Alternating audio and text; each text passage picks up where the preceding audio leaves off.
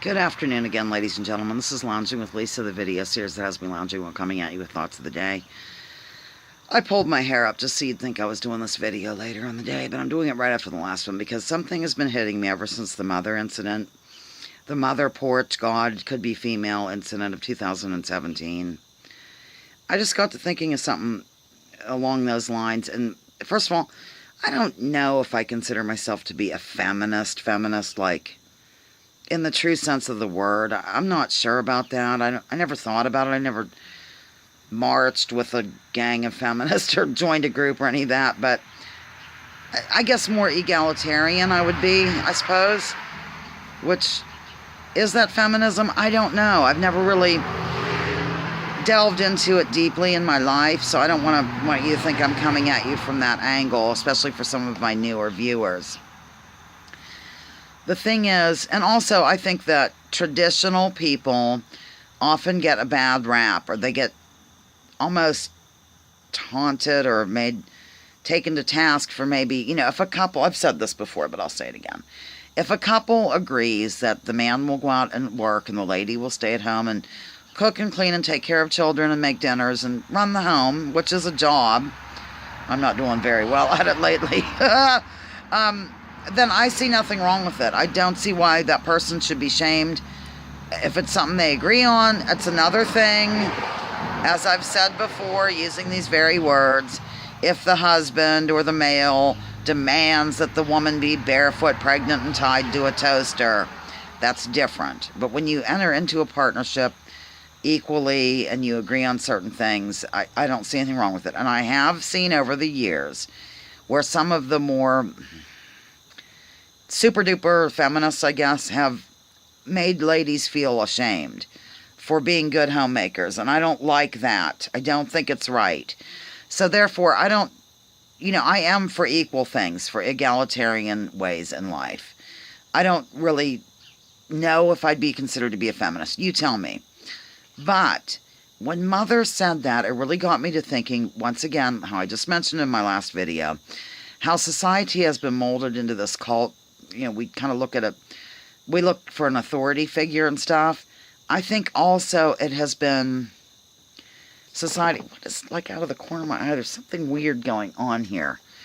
Okay. I think also that society has been more or less over the years indoctrinated into a patriarchal society as well. And this really was one of the things that caused me to clutch my pearls whenever Mother was sort of very upset at the thought that God might not be a he. I mean, it just shows you how deeply ingrained this is in some people, that of course God's a male. Of course we look to males for leadership. Do you know what I mean? I don't want to come off sounding like some Gloria Steinem fan or something, because I really don't think I am that way. But on the other hand, I just see how this has infested society to the point where many of us just think it's absurd to think that God could be a woman. That's just ridiculous. Of course he's a man. Of course he's our father, our leader, our figure to whom we look, whatever. So, I don't know. I just wanted to get your thoughts on that. And also, along those same lines, okay, I watched a lot of documentaries about the Native Americans during the time of that Dakota Access Pipeline horrible situation that was going on with the oil police brutalizing natives and things, and it piqued my curiosity about the real history of the natives and stuff. And so I looked. I don't know if this rings true for all of the various tribes, but the couple into which I looked were talking about, I think it was the Lakotas, if I'm not mistaken, Lakota. Yeah. One lady was being interviewed, and she said that some of the things that the colonists kind of changed about their ways of life out there, over there, in their tribes, was they were a matriarchal society, that particular branch of natives. And it could be for most of them, because I've talked to others who have, said the same thing, but I don't know if it's true for all of them. But they were a matriarchal society. And that was very much objectionable to the colonists, to the, you know, people that were running them over and taking their land and stuff. And they tried to make them into like the patriarchal society. You know, they would take the children and make them go to these boarding schools and things where they were more or less indoctrinated into our ways of life. Like, when I say ours, I mean the founders of the country, whatever you want to call the people that took over, the people that stole the land, whatever. Yeah. So, remember that song? They took the whole Indian nation, locked us on this reservation. And then it goes on, you know, they took away the native tongue and taught their English to our young. And, you know, although I wear a shirt or tie, I'm still Paul Redman deep inside. Cherokee people. Okay, I am done with that segment. So, at any rate, ladies and gentlemen, I just got to thinking how deeply ingrained this is into my mother, who's 90, and to other people. I know that people my age who believe in, you know, the God of the Bible and stuff would probably think, I don't know if they'd freak out like she did, but I'm saying, it just kind of goes without saying that, of course, you know, God is a male. That's, you know. And then we have the males. You know, we've always had a male president. Oh, dear. Speaking of which, Hillary has got to be stopped, ladies and gentlemen. Can anybody gently take her aside and tell her that she's making a fool of herself? Because she is. I've listened to, unfortunately, I've been forced to listen to some of the stuff about her book and some of the interviews she's done, like on her book tour, where she blames everybody under the sun for her loss except for her own self. Very grown up of her, I might add.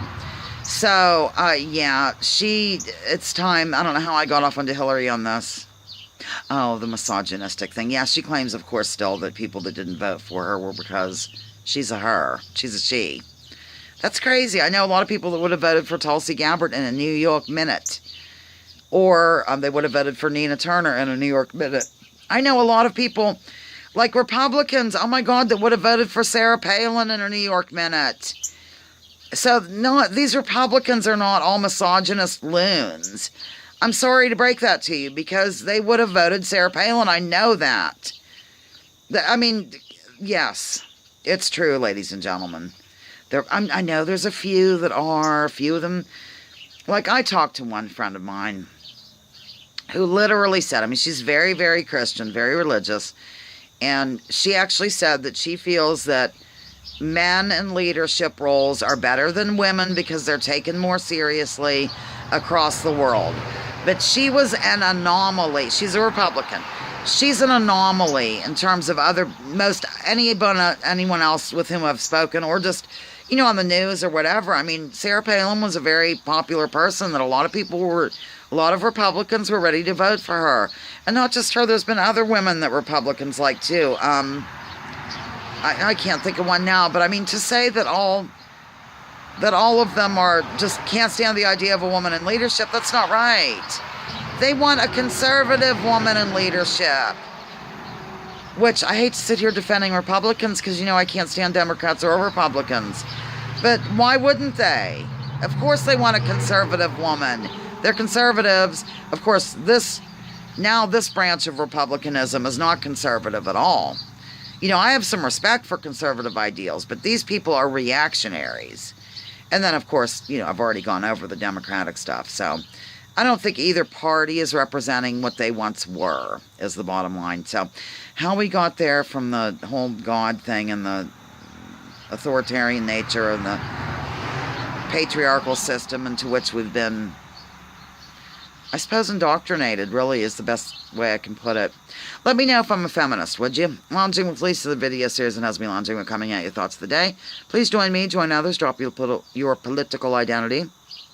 Focus on an issue, maybe two, and leave your labels at the door. Thank you for tuning into this insanity. Back-to-back videos. I've got to go work now. Love you.